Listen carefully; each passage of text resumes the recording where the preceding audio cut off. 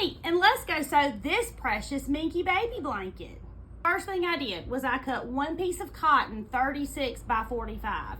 And then I laid it on top of some Minky and I cut around it. I left some overage. Now, this scrap was already this wide. Maybe I wouldn't have left quite so much, but it doesn't hurt my feelings that there's a lot there.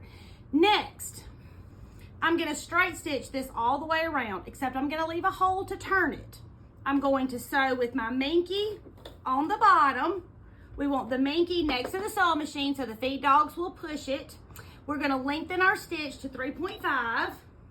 And we're gonna make sure that we have plenty of pins. I have a lot. And I'm not a pinner. So if I tell y'all you need this many pins, put the pins.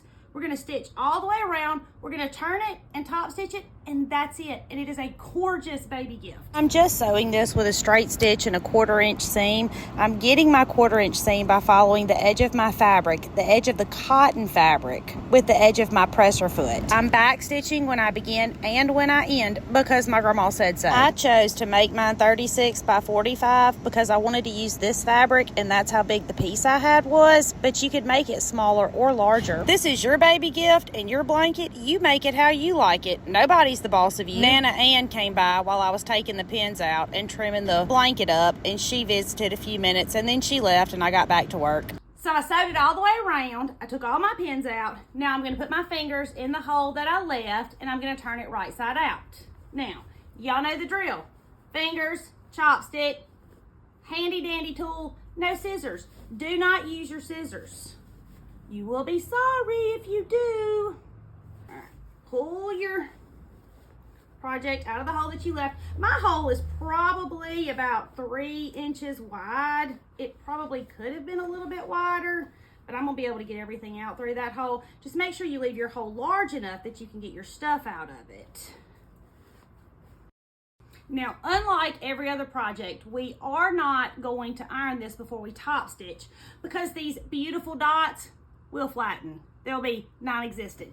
Now, they normally come back when you wash it, but let's just don't do that. So now we're gonna top stitch all the way around. When we top stitch, we'll close our hole, and then we're gonna be done. We'll be ready to wrap it up and send it to our friend who's having a baby. There's not a person alive who doesn't love Minky, but there's also not a person alive who loves to sew Minky. Minky is not easy to deal with. It's super messy, but if you lengthen your stitch and you put a lot of pins, it's really not that hard, I promise. And it makes a beautiful, soft, sweet baby gift. And somebody said if you use press and seal on the back, it helps with the mess. I thought that was kind of genius. And you're done. You have the sweetest Minky baby blanket ever. My name is Tammy. I'm your favorite sewing teacher, and I would love for you to come sew with me.